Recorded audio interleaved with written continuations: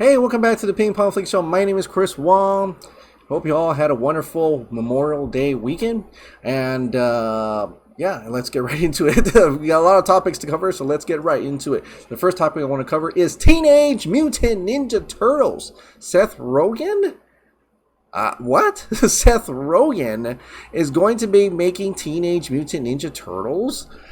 I did not see this coming. If there was ever a hint, I guess I completely missed it. But he put out this little notes thing, and it's a lot of mumbo jumbo stuff. And if you probably read deeper into it, there's probably a little bit more into it. But apparently, it's Teenage Mutant Ninja Turtles, August 11th of 2023. Leo takes notes like I used to. So this is apparently Leonardo taking notes for that. And I kind of looked more into it, and there's the discipline, that's L for Leo. It says little notes like apologize to April. I noticed the 90s S symbol that we used to draw in the cafeteria. At that time we call it like Stussy, but I don't know if that's the real how it really is now.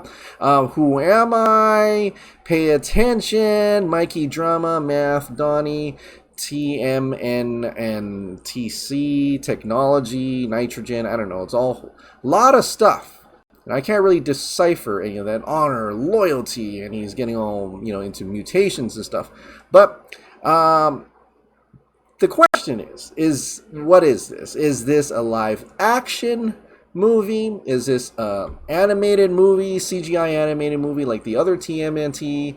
Like, what is this? What exactly are we looking at here? And I don't know. I just honestly, I can't tell you what it is. He doesn't say what it is, but it is going to be very far away. It's like over 2 years and a couple months away. So at least there is a Teenage Mutant Ninja Turtles movie coming. You don't know what type of movie it is. It's probably a reboot. It's probably gonna have some of that comedy in it. And Seth Rogen, well, he made Green Hornet, so I'm wondering how that's going to reflect into that film or not. We'll have to wait and see. But definitely not continuing off for the Michael Bay version. It's going to be something else. But a lot of people were wondering, and I even wondered, is it going to be... Because honestly, I would love that gritty version. The one that you see in the comics before, where they weren't purple, blue, and green, and orange, right? They were all red, or just it's all black and white. And it was much grittier, it was more violent and stuff like that.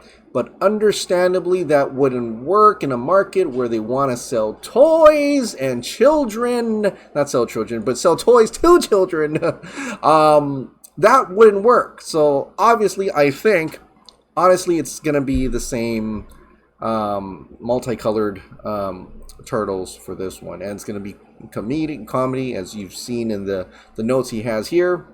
And that's how it's going to go. But kind of excited anyway. I want to see what the new Teenage Mutant Ninja Turtles is going to be looking like. All right, let's move on. Oh, that's the notes. Still yet. All right, so I guess a lot of movies are wrapping up. The first one that they've said is wrapping up is Doctor Strange. The first set photo from Doctor Strange in the Multiverse of Madness 2022 has been shared via script supervisor Joe Beckett on Instagram. It's a wrap! I'm going to miss this talented lot, especially director Sam Raimi, a master of the craft and a creative force. Look at him. He's back in the director's chair. Look at that guy. They've just finished Multiverse of Madness. So that's a Marvel movie that they've just finished wrapping. Another Marvel movie that has apparently wrapped as well. That's a wrap on Thor, Love and Thunder. It's also National Don't Flex Day, so I thought this super relaxed photos was appropriate. Lots of love, lots of thunder via Chris Hemsworth on Instagram. Taika Waititi over here. And yeah, a massively armed Thor there. Hopefully he's been working on his legs, because there was another shot where he's like, yeah, dude wasn't working his legs, but his forearms was like freaking huge. Doesn't look like a Thor movie anymore, and I don't think we should expect it to look like a Thor movie anymore. It's not. It's going to be probably very different. If Thor Ragnarok was different for you from being Thor, this is going to go beyond different. It's going to be something else entirely. A space adventure, retro, whatever. And I mean, the dude looks like what, a little bit of like little, Big Trouble in Little China, like that kind of like Jack. That's what he would look like if he was in a spacefaring adventure. A tank top and big arms and stuff like that. That's probably what it would have been looked like. But Kurt Russell apparently is not in this movie. But that's how I'm seeing it. That type of look, that type of feel to this very much probably comedic adventure that is Thor: Love and Thunder. So that's it. That's it for the Marvel. All right, we're talking about studios. We have finally an announcement of what the merged company of Warner Brothers Discovery is the proposed as new name for merged companies. So Warner Brothers Discovery, and now the new name is that. And this is actually what it looks like right here. Warner Brothers Discovery, the stuff that dreams are made of. I hope that dream includes the Snyderverse, because that's the kind of dream that, we have, right? Among other things, right? But it's kind of a funny look. I mean, I want to say it's very much going back to that old Warner Brothers logo in a way. That golden look and with the blue background, which is different from what the original, the one that they changed to, because the one they changed to is just blue and white, very, different aesthetic. But it looks like they're trying to go back to that with the even words Warner Brothers in it, right? I thought it was going to be Warner Discovery, but absolutely he wants to get Warner Brothers in it. So there's actually a statement from David Zaslav, the Discovery chief, who is taking over this new company. Warner Brothers Discovery will aspire to be the most innovative, exciting, and fun place to tell stories in the world. That is what the company will be about. We love the company's new company's name because it represents the combination of Warner Brothers' fabled 100-year legacy of creative, authentic storytelling and taking bold risks to bring the most amazing stories to life, with Discovery's global brand that has always stood brightly for integrity, innovation, and inspiration. There were so many wonderful creative and journalistic cultures that will make up the Warner Bros. Discovery family. We believe it will be the best and most exciting place in the world to tell big, important, impactful stories across any genre and across any platform, film, television, and streaming. Now, this is very much a strategic, a way of thinking of the name. Warner Brothers Discovery. After the whole same day movie premieres where a lot of the Hollywood people, like actors and directors, are completely appalled, and that when AT&T came in and they changed it to something else, and they were trying to push the streaming service and stuff like that above film and television, right? And they got the same day movie premieres and stuff like that. So this is David Zaslav actually coming in and trying to put the Warner Brothers back in. Now, Warner Brothers has a bad reputation right now, a negative connotation to that, and I totally understand that.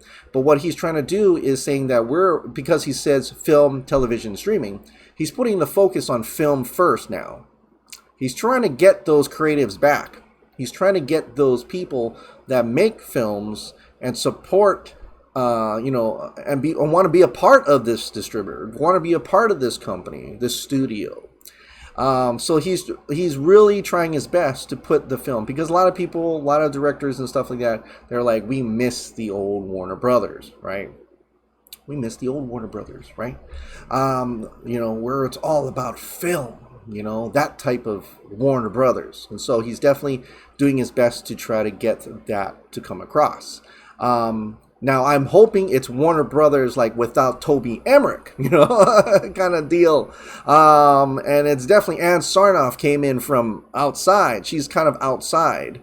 But I want to go back to the Warner Brothers of, like, Greg Silverman Warner Brothers, the one before Alan Horn, back, like the good old days, right? Because even then, yeah, there was some stuff going on, but for the most part, there was some loyalty and respect, and they knew what they had in directors, and they would continue to promote it, continue to be a part of those projects and stuff like that. So maybe maybe that's the way to go. People who are not afraid to throw in big budgets, and not just go throw just like horror budgets and try to make something big out of something that you didn't put enough money into. So, and I hope that's the case. And in that case, David Zaslav is going to come in.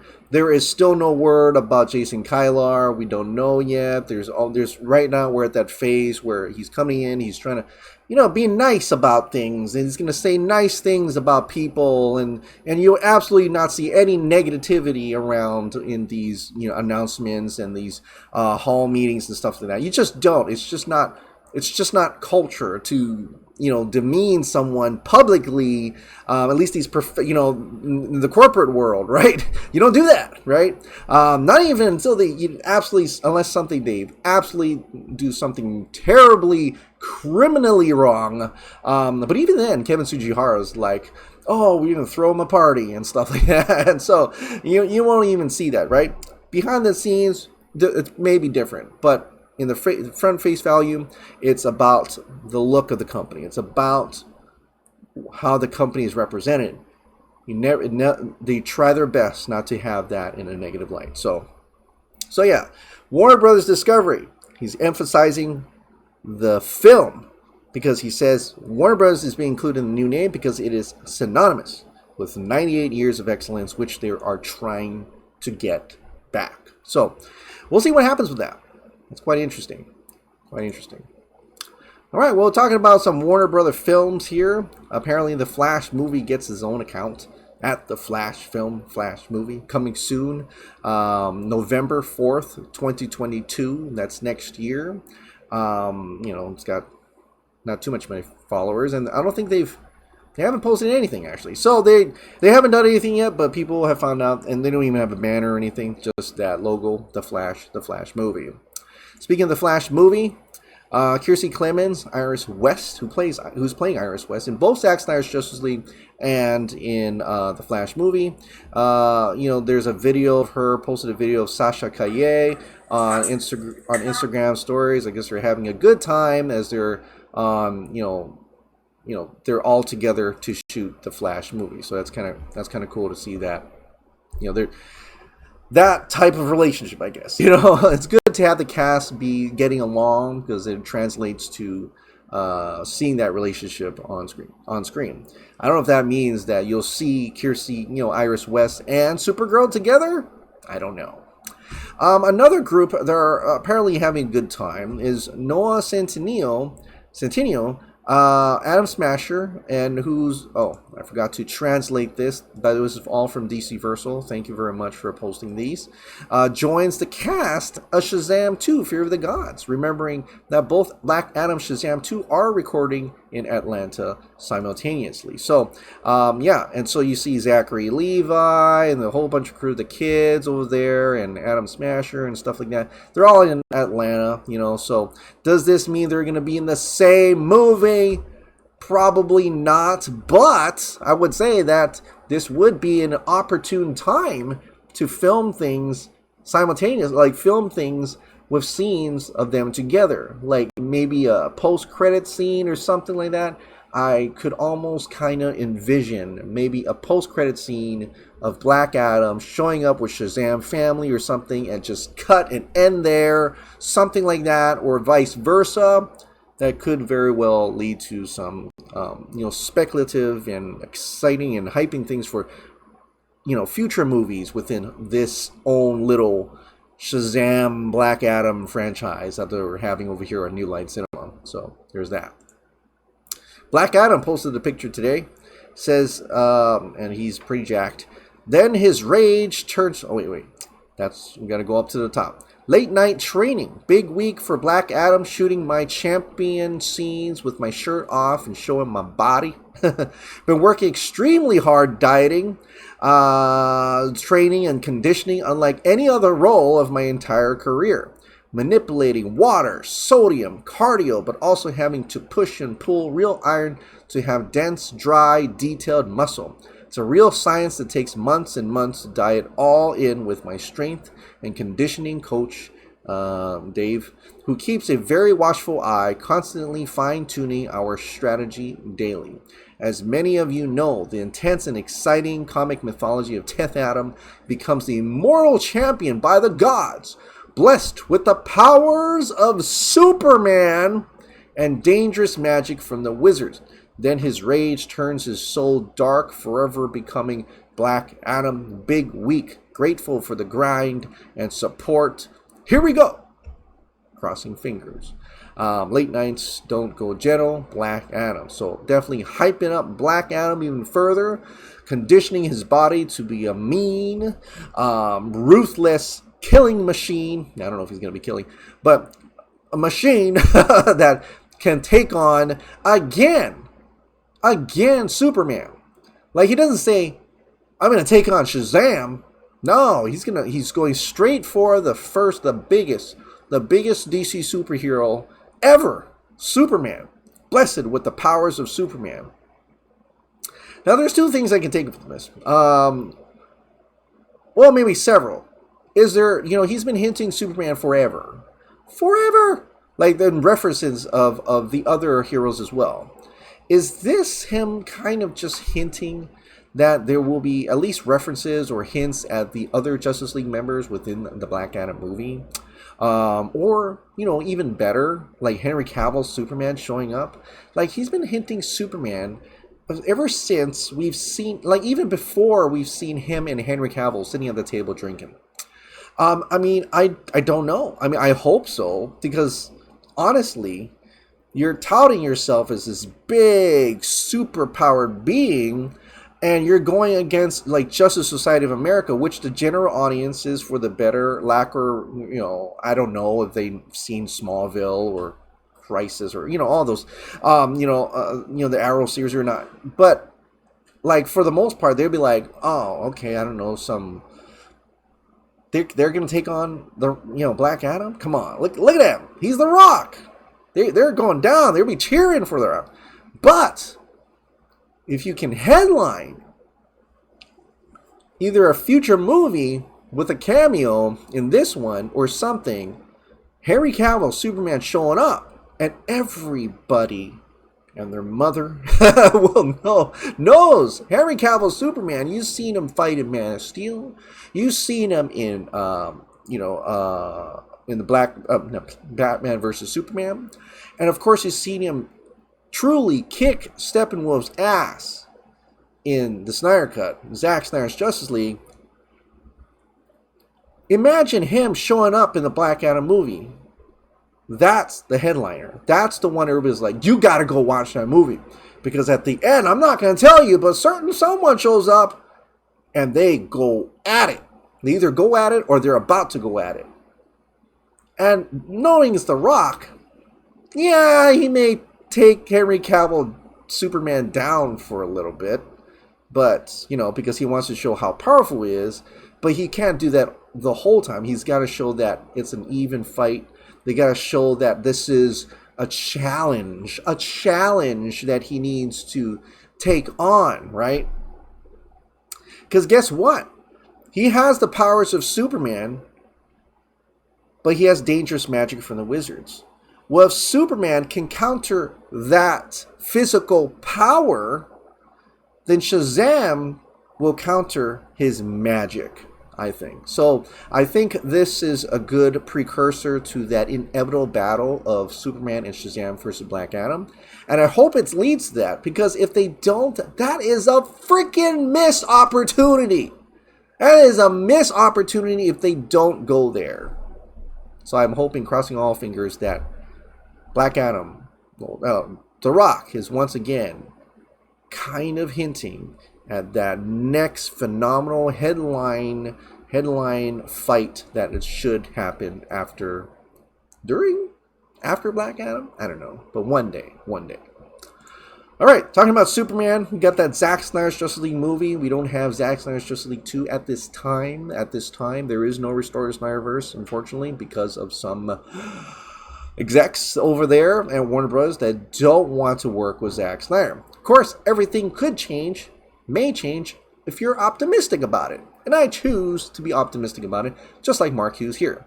With another Warner Discovery merger on the horizon, it's time to talk about why a sequel to Zack Snyder's Justice League is a very good idea for everyone. And I may just do a video just on this article, indeed, because I think it's a really good one. But basically, with Army of the Dead, it's a big hit for Netflix. Everything Zack Snyder, strong viewership from Zack Snyder's Justice League. It just makes sense. It just makes sense to continue on. And so he's saying that because of this new leadership once again, right? We had a new leadership before that got us the Snyder Cut. And, you know, I talk all about that Toby Emmerich video, and you can check it up right here. They talk about who the two individuals who were actually the ones that greenlit the Snyder Cut or was all in on the Snyder Cut. And that's Bob Greenblatt and Kevin Riley. But they're gone now. But with this new leadership, once again, we may have a chance for Justice League to complete its Justice League plan on HBO Max. Now he goes into here about how much it would cost, and he actually emphasizes that it may be better as an episodic, and I agree it should have been. And that's what, you know, Debbie and Zach actually pitched during those meetings before when the Snyder Cut announced. $25 million per episode chapter. That's bigger per episode budget than the gloriously cinematic live-action Disney Plus Star Wars series, The Mandalorian, right? And you know, and you know, it will be bigger actually than WandaVision, Falcon and Winter Soldier, things like that. It's a big brand IP. It's a high quality big brand IP, and also about the multiverse. It goes in how if they're really truly trying to make the multiverse, then why not? It would be touching a universe and, you know, not saying no to the other universe. You can have the nostalgia universe. You can have a new, you know, there's so many universes that can be coming out for the multiverse, and everybody can have their cake and eat it too, which is something I've been saying all along. Are they going to do that? I don't know. But basically, this is a really good article about that, and it just shows a little bit more awareness, shows at least maybe, because he talks to the industry experts up there. And so if the industry is thinking that, and he talks to them, and he's thinking that himself, Mark Hughes from Forbes, then there is a great chance that other people up there, other execs, maybe not the main execs, are also thinking the same thing. And maybe the whispers will get to David Zaslav's ears. And I'm wondering if it is. Because I keep going back to that slide, that picture of David Zaslav next to John Stankey, and they showed us what are the most important IPs or the projects that they have on HBO Max. And Zack Snyder's Justice League is absolutely one of those projects among Lord of the Rings and Game of Thrones and stuff like that. It's big. To them, Zack Snyder's Justice League is big. It's right there on screen next to David Zaslav and John Stankey as they were announcing that merger. So I'm still curious if that's the case. And with him emphasis on, you know, going back to that old Warner Brothers, I'm hoping this means that some maybe older execs from before come back and try to right the ship that was, you know, completely, almost, not completely, but being belittled and destroyed slowly with Toby Emmerich in charge and Ann Sarnoff and stuff like that. And I'm hoping that he sees all this and says, you know, we got to right the ship, but it comes from the top. We got to take care of these guys so that we can bring in guys that have the same thought process as we do, that we want to be in a multiverse universe. We want to cater to all these different fans, every fans. We do see potential for works like Zack Snyder's Justice League. We see potential for an IP within an IP, if you will, because it's part of DC, but it's a different branch of DC in a way, and want to, you know, grow that. We want to grow that, right? We want another Mandalorian, you know. So film, absolutely. Television, absolutely. Streaming, absolutely. Take it all in. So let's see what happens with this Warren Discovery merger. But I'm crossing all fingers and toes, and I can't help but just feel optimistic about it. And that's how I choose to see this situation. Much for coming on to my show, and I hope you enjoy this daily dose of entertainment news and content. Please click the like button, hit that subscribe button, ring that notification bell, keep this hot dog light on, get a shirt, and I'll see you next time.